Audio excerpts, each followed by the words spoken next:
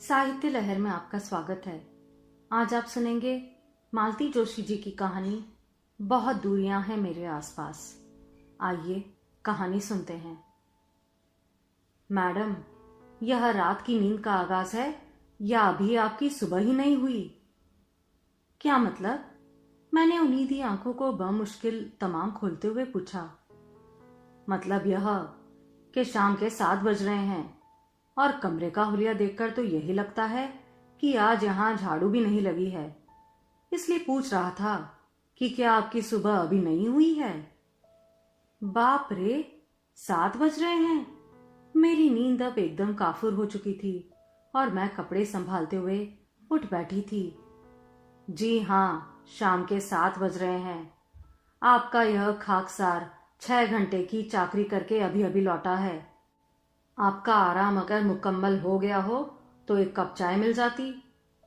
अब तो सोने का सवाल ही नहीं था। चुपचाप उठकर बाथरूम गई। खूब सारा ठंडा पानी आंखों और चेहरे पर छिड़का। तब जाकर नींद की खुमारी कुछ दूर हुई। तन की थकान और मन की उदासी अपनी जगह कायम थी। शायद थकान 2-4 दिन में उतर भी जाएगी, पर मन की उदासी। बाहर आकर देखा, सोनल चाय लगा रही थी। अरे बेटा, मैं तो आ ही रही थी। कोई बात नहीं मम्मा, एक दिन मैंने बना ली तो क्या हुआ? आप इतनी थकी हुई जो थी। मैं तो हैरान रह गई। यह खिलंदड़ लड़की इस तरह सोच सकती है, इस पर विश्वास ही नहीं हुआ। पर उसके पापा को बेटी की यह समझदारी रास नहीं आई। बोले, ये एक दिन की बात नहीं है बेटे, अब तो शायद रोज ही तुम्हें चाय बनानी पड़ेगी। हाँ पापा, आपने ठीक कहा। अब दीदी जो नहीं है, फिर उनके हिस्से का कुछ काम तो करना ही होगा ना। कहकर सोनल जाने लगी तो मैंने कहा, अपना भी कब यही ले आती ना। मैं और सचिन तो कब से पी चुके, आपके लिए भी बनाई थी, पर आप इतनी गहरी नींद में थी कि जगाने का मन ही नहीं हुआ। आपके हिस्से की चाय भी हमने गटक ली। आज तुम लोग कॉलेज नहीं गए क्या? इन्होंने पूछा। गए थे ना पापा, पर जल्दी लौट आए। फिर दरवाजा किसने खोला? यह तो जैसे क्रॉस एग्जामिन कर रहे थे। पार्वती थी ना, मेरे आने के बाद ही गई। काम धाम समेटने के बाद बरामदे में बैठी धूप सेक रही थी। बोली, मम्मी जी थकी हारी थी, सो जगाना अच्छा नहीं लगा, सोचा थोड़ी देर बाद चली जाऊंगी। मतलब नौकर चाकरों तक को एहसास है मेरी थकान का, मेरी मनस्थिति का, पर जिन्हें होना चाहिए उन्होंने तो जैसे मुझे कटघरे में ही खड़ा कर दिया है। उनकी दृष्टि, उनका स्वर, सब कुछ जैसे एक चुभन लिए हुए था। सोनल के जाते ही बिस्तर ठीक करते हुए मैंने जैसे अपने आप से कहा, लड़के और लड़की की शादी में यही तो फर्क होता है। लड़के की शादी के बाद घर में रौनक आ जाती है, मन में उत्साह भर जाता है। बिटिया की शादी के बाद घर में कैसा सन्नाटा खिंच जाता है। भीतर बाहर सब कुछ जैसे सूना सूना सा लगने लगता है। वैसे इतना सूना भी नहीं लगना चाहिए, घर में और भी बच्चे हैं। हाँ, यह बात अलग है कि वे तुम्हारे नहीं हैं। उनकी इस उक्ति पर मैं तो हैरान ही रह गई। फिर उन्हीं की तरह हौले स्वर में मैंने कहा, अच्छा हुआ आपने याद दिला दिया, नहीं तो मैं भूल ही चुकी थी कि वे बच्चे मेरे नहीं हैं। मेरे ख्याल से बच्चों को भी यह बात याद नहीं है, नहीं तो पूनम इतने प्यार से चाय नहीं बना लाती। चाय तो खैर वह मेरे लिए लाई थी। सोचा होगा पापा बेचारे थके मांदे आए हैं, उन्हें एक कप चाय तो देनी ही चाहिए। इसके बाद मैंने कुछ नहीं कहा। लड़ने की ना तो चाह थी, ना ही मूड था। चुपचाप चाय की ट्रे उठाई और किचन में चली आई। देखा, सोनल सब्जी काट रही है। अरे बेटा, मैं आ तो रही थी। मम्मी, उसने रहस्यमय अंदाज में कहा, मैंने भरवा भिंडी बनाने की कोशिश की है, पर पापा को मत बताना, नहीं तो इतनी सी बात का इश्यू बना लेंगे। मतलब बच्चों को भी पापा की यह हरकत अच्छी नहीं लगती। मन का सारा कसैलापन दूर हो गया। हंसते हुए मैंने कहा, और अगर फ्लॉप शो हुआ तो कह देना कि मूड ठीक नहीं था और यह आलू गोभी काट रखी है, कम से कम एक सब्जी तो ढंग की बने, इसलिए आप ही बनाना। ठीक है, तुम जल्दी से यहां से दफा हो जाओ, नहीं तो दोनों को डांट पड़ेगी। उसे किचन से रवाना करके मैंने परात ढूंढने की कोशिश की तो कहीं नजर ही नहीं आई। फिर दोबारा देखने पर पता चला कि परात डाइनिंग टेबल पर है और उसमें आटा गूंथा रखा है। मुझे सोनल पर इतना प्यार आया। सच, माँ का इतना ख्याल बेटियां ही रख पाती है। चोरी पकड़े जाने का डर ना होता तो वह उल्टी सीधी रोटियां भी बेल डालती। और मैं सोच रही थी कि अदिति चली गई, अब मैं इस घर में क्या करूं, मेरा यहाँ क्या काम है। अपनी पितृविहीन बच्ची को एक सुरक्षित छत देने के लिए ही मैंने यह विवाह किया था। बदले में 2 अबोध बच्चों का मातृत्व स्वीकार किया था। उस समय सचिन 5 साल का था और सोनल 8 साल की। अदिति उस समय 10 साल की थी। उसके पिता की मृत्यु को 8 साल बीत चुके थे, पर मेरे साथ माँ थी। उनके सहारे किसी तरह मैंने वे दिन काट लिए थे। पर माँ की मृत्यु के बाद समस्या हो गई थी। सयानी लड़की को घर पर नितांत अकेला छोड़कर जाते डर लगता था और नौकरी मैं छोड़ नहीं सकती थी। फिर मैंने वैवाहिक विज्ञापनों की शरण ली। मुझे वही प्रस्ताव स्वीकार था जो मेरे साथ मेरी बेटी को भी स्वीकार करे। भारतीय समाज में ऐसे उदारमन पुरुष मिलना कठिन ही था, पर मेरी तलाश व्यर्थ नहीं हुई। एक दिन एक विज्ञापन नजर आया। 2 छोटे छोटे बच्चों के पिता को जीवन संगिनी की तलाश थी। एक आधा संतान से भी परहेज नहीं था। बस शर्त यही थी कि उन मातृहीन बच्चों को माँ का प्यार मिलना चाहिए। लगा जैसे यह विज्ञापन मेरे ही लिए था। और फिर एक दिन मैंने अदिति के साथ इस घर में प्रवेश किया। अदिति को लेकर बहुत डर रही थी। अब तक इकलौती बेटी के रूप में सारा प्यार दुलार वही पाती रही। उसमें हिस्सा बांट क्या उसे सहन होगा। उसने बड़ी सहजता से नई परिस्थितियों से समझौता कर लिया। भाई बहनों को स्नेह सूत्र में बांधने के लिए मुझे कोई प्रयास नहीं करना पड़ा। बड़ी आसानी से वह उन लोगों की दीदी बन गई। बड़े ही सादीकार ढंग से उसने छोटे भाई बहनों की छोटी मोटी जिम्मेदारियां अपने सर ले ली, जैसे यूनिफॉर्म तैयार करना, टिफिन धुलने डालना, होमवर्क करवाना। इससे मेरा भार तो कम हुआ ही, चिंता भी काफी कम हो गई। लगा कि भले ही उसने अपने मुंह से कभी कुछ ना कहा हो, अदिति अपने अकेलेपन से ऊब गई थी। छोटे भाई बहनों के लिए तरस गई थी। यूं तो वह अपने पिता के लाड़ दुलार के लिए भी तरसती रही थी, इसलिए उसने अपने पापा पर अपनी सारी श्रद्धा भी उड़ेल दी। जूते साफ करने से लेकर उनका हर काम वह खुशी खुशी दौड़ भाग कर करती रही। पर उनकी ओर से कभी उसे एक प्यार भरा स्पर्श या दुलार भरा शब्द नहीं मिला। वे तो यही समझते रहे मानो वे अपने उपकारों का प्रतिदान पा रहे हैं। यह पत्थर दिल शख्स तो उसकी विदाई पर भी ऐसे ही निर्लिप्त बना रहा। सोनल सचिन फूट फूट कर रो रहे थे। मेरे आंसू तो थमने का नाम ही नहीं ले रहे थे। उसके चाचा ताऊ, मामा मौसी, जो खास तौर से इस शादी में सम्मिलित हुए थे, उन सबकी आंखें भी गीली थी। वैसे भी कन्या की विदाई का प्रसंग ही ऐसा होता है कि सबको रुलाई आ ही जाती है, चाहे वे वर पक्ष के ही क्यों ना हो। पर यह आदमी सूखा का सूखा ही रहा।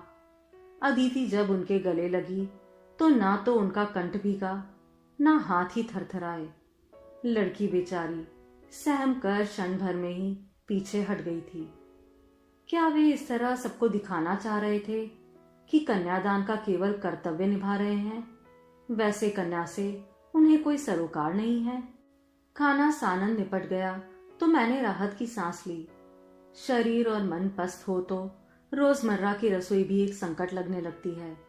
सब कुछ बेमन से ही बनाया था तो पूरे वक्त मन में धुगधुगी बनी रही कि अब बम फटा कि तब फटा। खाना तो शांति से निपट गया, पर बाद में सोनल जब सामान समेटने में मेरी मदद कर रही थी तो इन्होंने कहा, बेटे मेडिकल की पढ़ाई है तुम्हारी, फालतू कामों में वक्त जाया मत करो। गुस्सा तो बहुत आया था, फिर भी मैंने सहज भाव से कहा, थोड़ा बहुत करने दीजिए, नहीं तो ससुराल में मेरा उद्धार होगा कि माँ ने कुछ सिखाया नहीं। मेरी बेटी डॉक्टर बन रही है, वह किसी का चूल्हा चौका नहीं करेगी, इन्होंने बड़े दर्द के साथ कहा। कहने का मन तो हुआ कि डॉक्टर हो या इंजीनियर, हिंदुस्तानी लड़की को चूल्हे चौके से मुक्ति नहीं है, पर कह ना पाई क्योंकि सोनल मुझे चुप रहने का इशारा कर रही थी। जब भी पापा गलत ढंग से उसकी पैरवी करने लगते हैं, उसे अच्छा नहीं लगता है। वह जल्दी से जल्दी विषय को समाप्त कर देना चाहती है। हमारी बहस को अधबीच में ही छोड़कर सोनल अपने कमरे में चली गई। उसके पापा भी अपने कर्तव्य की इतिश्री जानकर टीवी के सामने जाकर बैठ गए थे। उन लोगों के जाने के बाद मैं अकेले ही रसोई समेटती रही। मन गुस्से से जैसे उफन रहा था। अदिति को लेकर तो इतनी व्यग्रता कभी नहीं जताई। क्या उसकी पढ़ाई का कोई महत्व नहीं था? क्या आर्ट्स वाले बिना पढ़े पास हो जाते हैं? होते भी हों तो भी 75% अंक तो नहीं पाते होंगे। उसने तो बीए और एमए में भी कॉलेज में टॉप किया था।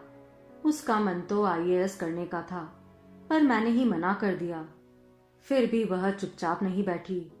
एमए के साथ साथ वह बैंक की परीक्षाएं भी देती रही, कंप्यूटर की कोचिंग लेती रही, पर उसके लिए घर में कभी कोई रियायत नहीं बरती गई। उसके कामों की लिस्ट तो बल्कि लंबी ही होती जा रही थी। एक बार तो मैंने इनसे पूछ ही लिया था, जब आप में दूसरों के बच्चे को प्यार करने की क्षमता नहीं थी तो किसी निसंतान स्त्री से विवाह करना था, पर आपका तो भावी पत्नी की पहली संतान के प्रति विशेष आग्रह था। उनका उत्तर मुझे स्तब्ध कर गया था। बोले, तुम्हें शायद मैंने बताया था कि सचिन के जन्म के बाद मैंने ऑपरेशन करा लिया था। अगर किसी निसंतान स्त्री को घर में लाता तो निश्चय ही वह अपनी संतान की कामना करती। संभव था कि अपना फ्रस्ट्रेशन वह मेरे बच्चों पर उतारती। इसलिए मैंने यह निर्णय लिया। मैंने सोचा कि अगर उसका बच्चा इस घर में पलेगा तो वह भी मेरे बच्चों के प्रति उदार हो सकेगी। इसकी कोई गारंटी थोड़ी ही है, मैंने कहा। इसका उल्टा भी तो हो सकता था। तो फिर मैं यहां किस लिए हूं? उनके इस वाक्य में बला का दर्द था, चुनौती थी, चेतावनी थी। क्षण भर को तो मैं सहम ही गई थी। फिर एक रोज सा मन में उमड़ा, मैं जो सहज भाव से इनके बच्चों पर अपनी ममता लुटा रही हूं, उसे क्या वे मेरी मजबूरी समझ रहे हैं? जी हुआ कि उनके इस विश्वास को चकनाचूर कर दूं, उनकी इस धारणा को मिथ्या साबित कर दूं। पर बाप के गुनाहों की सजा बच्चों को देने की इच्छा नहीं हुई। वे दोनों तो मुझे और अदिति को अपना निश्चल स्नेह दे रहे थे। दोनों ही मेरी ममता पर पूरी तरह आश्रित थे। पर उस दिन जो एक गांठ मन में पड़ गई तो पड़ ही गई। आज भी उस प्रसंग को याद करती हूँ तो हृदय कड़वाहट से भर उठता है। सारे कामों से निवृत्त होकर सोने जा ही रही थी कि बेडरूम के दरवाजे पर ही ठिठक गई। पर्दे के पार कमरे में नीला प्रकाश फैला हुआ था। अगरबत्ती की भीनी सुगंध बाहर तक आ रही थी और वातावरण में जगजीत सिंह के मखमली सुर तैर रहे थे। जनाब मूड बना रहे थे। शादी की आपातहपी के बाद रिलैक्स होना चाह रहे थे। वैसे भी 8-10 दिन का अंतराल उनके लिए असहनीय हो गया होगा। पर आज मेरा तन मन किसी भी तरह उसके लिए उत्सुक न था। आज मुझे ऐसे स्पर्श की आवश्यकता थी जो मुझे सांत्वना दे सके, दिलासा दे सके। मुझे ऐसे पुरुष की कामना थी जो अदिति के पिता की हैसियत से मेरा दुख बांट सके, जिसकी छाती में मुंह छुपाकर मैं जी भरकर रो सकूं। पर भीतर जो पुरुष बैठा था उससे यह अपेक्षा करना व्यर्थ था। उसका प्यार देह से शुरू होकर देह पर ही समाप्त हो जाता था। जितना वह पैसे के मामले में कंजूस है, उतना ही प्यार के विषय में भी। उसका साथ, स्नेह, सारी संवेदनाएं अपने बच्चों के लिए ही है। सारा आदर मान अपनी दिवंगत पत्नी के लिए ही है। मुझे और मेरी बच्ची को तो एक सुरक्षित छत देकर उसने जैसे हम पर एहसान किया है, और इसका एहसास वह हर पल मुझे दिलाता रहता है। कम से कम आज मैं उस पुरुष का सामना ना कर सकूंगी। कब मैं वापस आकर डाइनिंग टेबल की कुर्सी पर बैठ गई, खुद मुझे ही पता नहीं चला। एक निचाट सूनेपन ने, अकेलेपन ने मुझे जकड़ लिया। लगा कि मैं एक उम्र कैद भोग रही हूं और यहां से निकल भागने का कोई उपाय भी नहीं है। नौकरी छोड़ने का पछतावा पहले भी कई बार हुआ था, पर आज तो अपनी उस भूल पर सिर पटकने को जी चाह रहा था। उस समय यह जरूरी हो गया था। नौकरी के साथ साथ 3 बच्चों की जिम्मेदारी संभालना मुश्किल हो रहा था। सौतेली माँ का ठप्पा तो मुझ पर था ही। जरा सी चूक होती तो लोगों को बात करने का मौका मिल जाता। बाहर वाले तो खैर क्या करते, मेरे सबसे बड़े आलोचक तो घर में ही मौजूद थे। फिर अदिति और सोनल दोनों बड़ी हो रही थी। उन्हें नौकरों के भरोसे छोड़ते डर लगता था। बहुत मजबूरी में मैंने इतनी पुरानी नौकरी से त्याग पत्र दिया था। मेरी दूसरी शादी के बाद मेरी पेंशन भी बंद हो गई थी। हाँ, अदिति की बराबर मिलती रही, उसे मैं जमा करती रही। संकल्प ले लिया था कि इन पैसों को हाथ नहीं लगाऊंगी। जितना भी इकट्ठा होगा अदिति की शादी पर गहने बनवा दूंगी। नौकरी छोड़ते समय मुझे जो भी मिला मैंने फिक्स में डाल दिया। उसके ब्याज से अपनी छोटी मोटी जरूरतें पूरी करती रही। वह पूरा पैसा शादी से पहले मैंने इनके हाथ में लाकर दिया। अदिति की शादी ही जैसे मेरे जीवन का एकमात्र ध्येय था। जाहिर था उतने पैसे से पूरा पड़ने वाला नहीं था। उन्हें अपनी ओर से भी कुछ लगाना पड़ा था, जिसका हवाला वे पिछले 8-10 दिनों में 50 बार दे चुके हैं। कई बार कहने का मन हुआ कि आपके घर में जो इतने बरसों से खट रही हूं, कुछ उसका भी तो हिसाब लगाइए, पर इतनी अच्छी बात कहने की इच्छा नहीं हुई।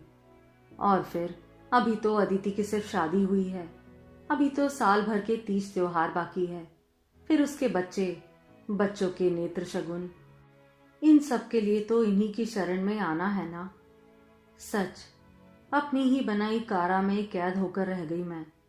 बाहर निकलने का कोई रास्ता नहीं है। उस अनचाहे पल को टालकर यहाँ कितनी देर बैठ सकती थी मैं। कभी तो उससे 2-4 होना ही था।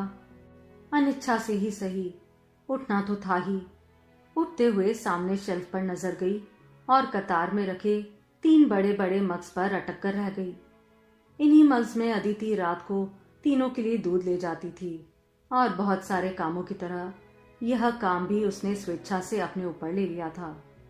नीले फूलों वाला मग अदिति का था, लाल वाला सोनल का, और हरे पीले फूलों वाला सचिन का। मुझे जैसे सांस लेने के लिए थोड़ी सी मोहलत मिल गई।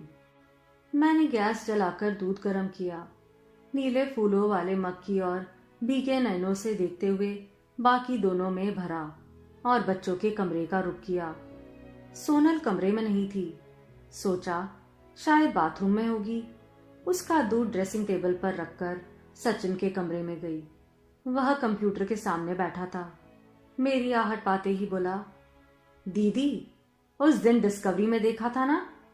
और बोलते बोलते वह एकदम चुप हो गया। पीछे मुड़कर मुझे देखा और बोला, सॉरी मम्मा, मैं समझा कि दरअसल याद ही नहीं रहा कि। मैंने धीरे से उसके सिर पर हाथ फेरते हुए निशब्द भाव से आश्वस्त किया कि उसकी कोई गलती नहीं है, और मैंने जरा भी बुरा नहीं माना। उसे मग पकड़ाकर सोनल के कमरे में लौटी तो देखा दूध अभी वैसा ही रखा हुआ था। सोनल का कहीं पता नहीं था। तभी बालकनी में एक छाया सी नजर आई। देखा तो रेलिंग से टिकी सोनल शून्य में निहार रही थी। सोनल, मैंने धीरे से पुकारा तो वह एकदम चौंक पड़ी। उसने पलटकर पीछे देखा। उस समय उसका चेहरा आंसुओं से भीगा हुआ था। क्या हुआ बेटे? मैंने उसे सहलाते हुए पूछा। कुछ नहीं मम्मा, दीदी की याद आ रही थी। उस क्षण वे दोनों बच्चे मुझे इतने अपने से लगे कि बस वे भी मेरी तरह अदिति की याद में भीग रहे थे। मैं उसे हाथ पकड़कर कमरे में ले आई। पलंग पर बिठाते हुए कहा, सोनल, अब हमें उसके बिना जीने की आदत डालनी होगी। मुश्किल तो है, पर धीरे धीरे आदत पड़ जाएगी। कहते कहते मेरा स्वर भी भीग गया। अब अलग यह था कि मैं रो रही थी और वह मुझे सांत्वना दे रही थी। बहुत देर से रुकी रुलाई इस तरह अनायास बहकर निकल गई। मन बड़ा हल्का हो गया। मम्मा, आज रात आप मेरे पास सो सकती हैं? मैंने प्रश्नार्थक नजरों से उसकी ओर देखा। दरअसल इस कमरे में कभी अकेले सोई नहीं हूं ना। छोटा था तो सचिन मेरे साथ सोता था, फिर दीदी आ गई, सिर्फ आज ही। फिर जैसे आप कहती हैं, धीरे धीरे आदत पड़ जाएगी। मैं कुछ कहने को थी कि तभी सचिन कमरे में आया। छोटी दी, जल्दी से दूध खत्म करो, फिर मैं ग्लास किचन में रख कर आता हूँ। फिर मुझसे मुखातिब होकर बोला, मम्मा, दीदी ने दिन भर में एक बार भी फोन नहीं किया ना? बेटा, नई दुल्हन है, संकोच कर रही होगी। वैसे पहला फोन तो हमें ही करना चाहिए था, कम से कम पहुंचने की सूचना तो दे देते, पर याद ही नहीं रहा। अभी कर दें? वह एकदम उत्साहित हो उठा। बड़ी मुश्किल से हाथ पकड़कर मैंने उसे रोका। अभी नहीं बेटा, फोन पता नहीं किसके कमरे में होगा। इतनी रात गए उन लोगों को परेशान करना ठीक नहीं है। इस बार दीदी आएगी ना, तो हम लोग उसे एक मोबाइल लेकर देंगे, फिर कोई समस्या नहीं रहेगी। सोनल ने अपना खाली मग उसे पकड़ाते हुए कहा, किचन में रखने जा रहे हो, सिंक में रखना, टेबल पर मत छोड़ देना। उसके जाते ही बोली, तार सा लंबा हो गया है, पर अकल नाम मात्र को नहीं है। यह वक्त है उन लोगों को फोन करने का। अभी छोटा है रे, इतनी ऊंच नीच कैसे समझेगा। जरा सा कद निकल आया तो क्या हुआ, अभी बच्चा ही तो है। वह बुद्धू नहीं है, बस भोला है। भगवान करे उसका भोलापन ऐसे ही बना रहे। किचन से लौटकर सचिन मेरे पास ही बैठ गया। मैं पलंग की पाटी से टिककर बैठी थी। दोनों बच्चे मेरे अगल बगल बैठे थे। बड़ी सी रजाई हम लोगों ने अपने पैरों पर डाल रखी थी। बड़ा अच्छा लग रहा था। थोड़ी देर इधर उधर की बातें होती रही कि सचिन ने एकदम कहा, शिट, दीदी नहीं है तो बड़ा बोर लग रहा है। अब इसकी आदत कर लो बच्चू जी, 3-4 साल बाद ये महारानी भी फुर्र हो जाएगी। फिर रह जाएंगे बस हम, तुम और तुम्हारे पिताश्री। तब यहां दिन में उल्लू बोलेंगे। सोनल एकदम ताव में आ गई। 3-4 साल बाद मुझे कहाँ भेज रही है आप? वहीं जहां सब लड़कियां जाती है। साफ कह देती हूं मैं कि मैं कहीं नहीं जाने वाली।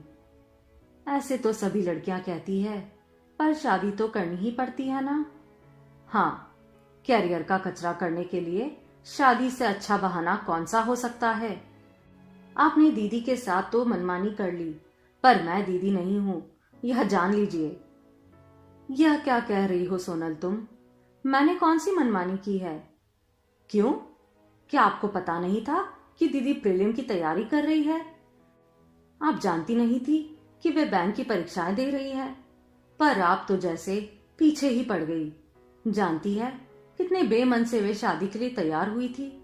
बोली, माँ की जिंदगी का तो बस एक ही मकसद रह गया है, मेरी शादी। तो कर ही लेती हूँ, रोज रोज की चकचक से तो मुक्ति मिलेगी। भाग्य में होगा तो शादी के बाद भी पढ़ लूंगी। मैं तो स्तब्ध रह गई।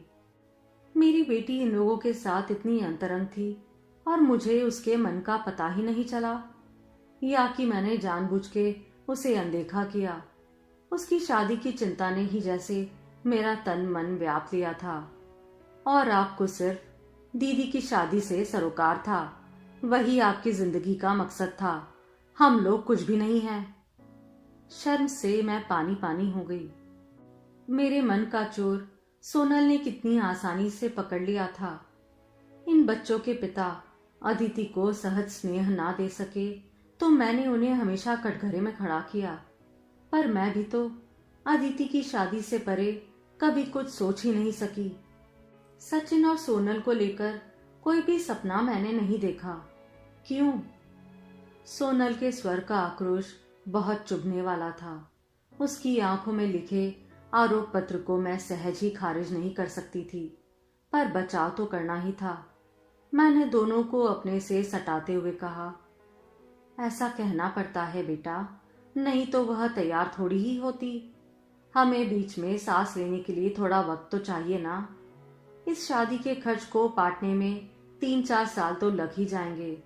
फिर तुम्हारी शादी है, इस लंबू राज की पढ़ाई है। सब कुछ एक साथ थोड़े ही हो पाता है, प्लानिंग तो करनी ही पड़ती है। मेरे एक एक शब्द के साथ सोनल के चेहरे का तनाव धीरे धीरे कम होता चला गया और मैंने राहत की सांस ली। तभी दरवाजे पर आहट हुई। बच्चों के पिताजी सामने खड़े थे। उनकी आंखों में कौतूहल था।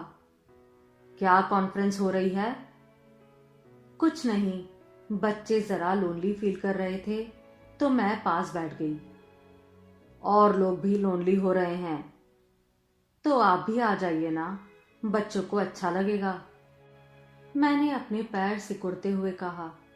कहना चाह रही थी कि आप भी इस प्यार की गर्माहट का एहसास कीजिए, पर कह नहीं पाई। पता नहीं समझ पाते भी कि नहीं। आप सुन रहे थे मालती जोशी जी की कहानी बहुत दूरियां हैं मेरे आसपास।